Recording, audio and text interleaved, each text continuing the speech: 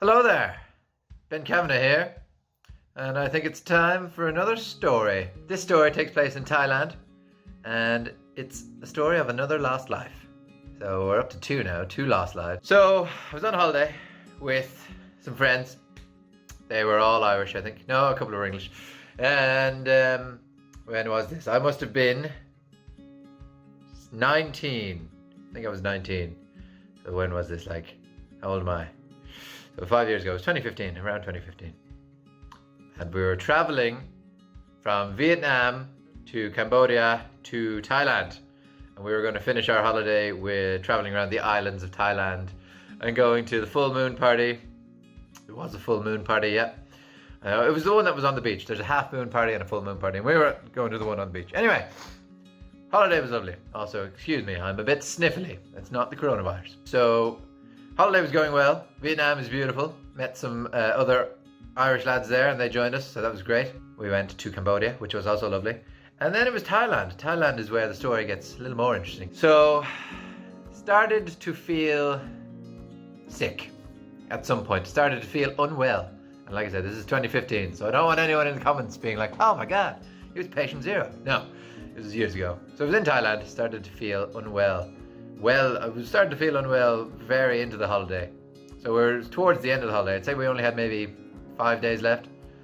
And I just started to not eat. I lost my appetite. I started to lose a lot of weight. I started to go to the bathroom quite regularly. So that wasn't fun. And then it was about maybe 3 or 4 days left of the holiday. And I was starting to be in a lot of pain. Just my whole body was in pain. Couldn't really breathe without being in pain. There was a hike my friends wanted to do. They wanted to hike up a mountain and watch the sunrise. And I was like, no, there's absolutely no chance I can do that. I was just in way too much pain. And it was maybe then on the third last day, we're on Koh Phangan, which is an island around Thailand. And then started to feel very, very sick. I stayed in bed. I couldn't even get up. I couldn't get out. I couldn't move. I wasn't hungry. I was just drinking water. Lost so much weight. I was so skinny. And there was this like student nurse. Why are there always nurses in the story? There's a nurse in the Budapest story as well. Anyway, it was in a hostel and there was an Irish nurse in one of the bunk beds next to me. And then one of my friends asked her to check me over and she didn't really know. She just said, yeah, he's really, really sick. And I was like, oh, thanks for that. I didn't know that. But yeah, I was quite sick. Thankfully, I was with girls. Most of the friends I was with on the holiday, they were mostly girls, and I'm very thankful for that because I feel like if I was with guys, if I was with lads, they would have been like, Ben, just suck it up. Come on, here's a beer. Have a beer. Have a beer. You'll be grand. And I probably would have been like, oh yeah, I'll be grand. Just limping along. I was very, very, very sick. But the girls convinced me to go to the doctor. So we went to the doctor on the island. And, you know, he's just a doctor on Koh Phangan. He does his best, but he's not, great. And he diagnosed me with a liver abscess. For those of you that don't know what a liver abscess is, it's like a small little thing in your liver filled with pus. And if it like pops, that's pretty much game over. So that was a bit worrying. And at this point, I was so unwell. It took me so long to like just barely even get to the doctor. I was like basically walking like an 80-year-old man very, very slowly to the doctor. So I was very unwell, in pain.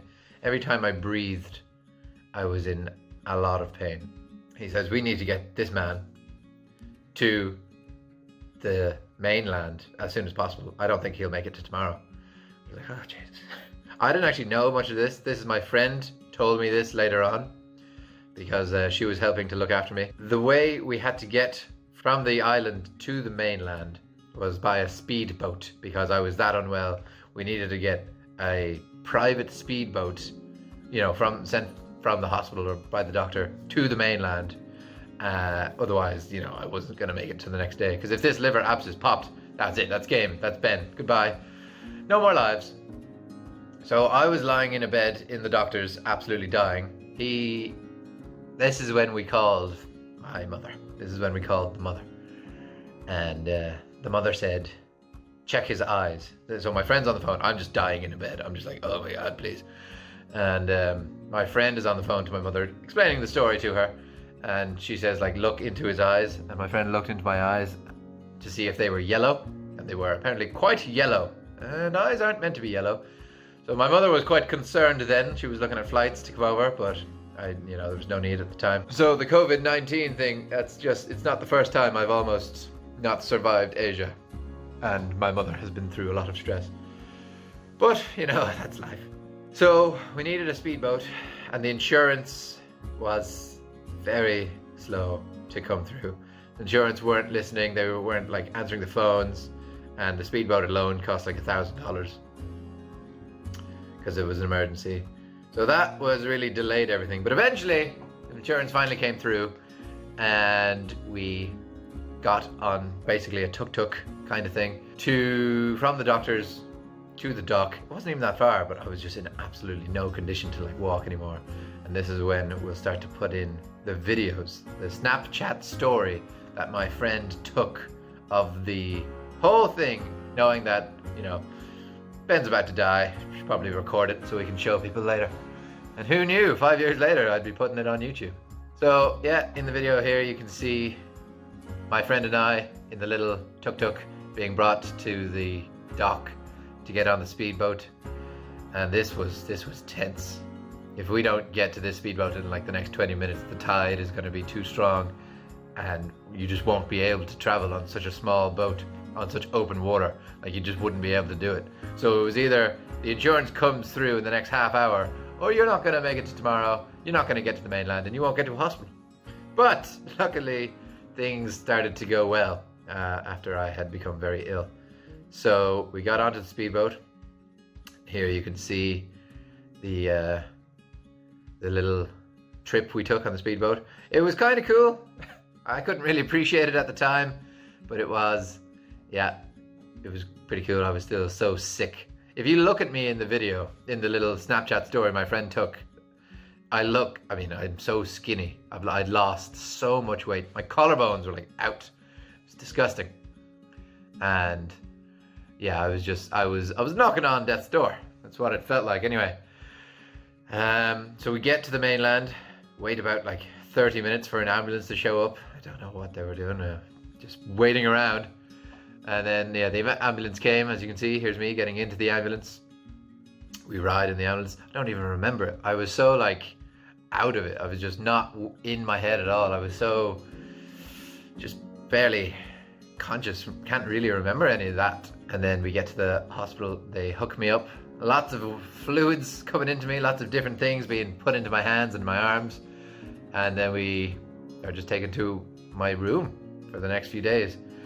And they do lots and lots of tests, and I slowly start to get better. And the hospital was amazing. I think the hospital was in Suratani. Pretty sure. And they were just brilliant. They were excellent. And not the first time I've had to rely on, professional medical staff, but everywhere I go, they're always so helpful and so nice. So yeah, they were really great. And in the end, they cured me. I was better.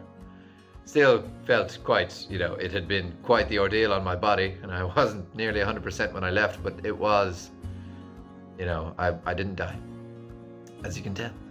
They called it a bacterial infection. And that's basically what they call it when they don't know what it was. So they never found out what it was. Kind of disappointing, bit of an anticlimax. But yes, we were very close to not making it. We were just, if the speedboat had been late or the insurance hadn't come through at the time that it did, I wouldn't have got off the island. It wasn't a liver abscess in the end, but it was, I was just deteriorating so much. So thank you to my friend who looked after me. She doesn't want to be in the video, so yeah. And thank you to the staff at the hospital and just everyone that looks after me. I rely on a lot of people to look after me. But yeah, that's the second time. The second story anyway, not the second time, but the second story of when I lost a life. And just want to say thanks again for the 10,000 subscribers. It is amazing. If you enjoyed this story, please leave a like, comment and subscribe, and there'll be more stories to come. Won't be many more because I haven't lost too many lives, but there'll be other videos as well. So thanks very much for watching.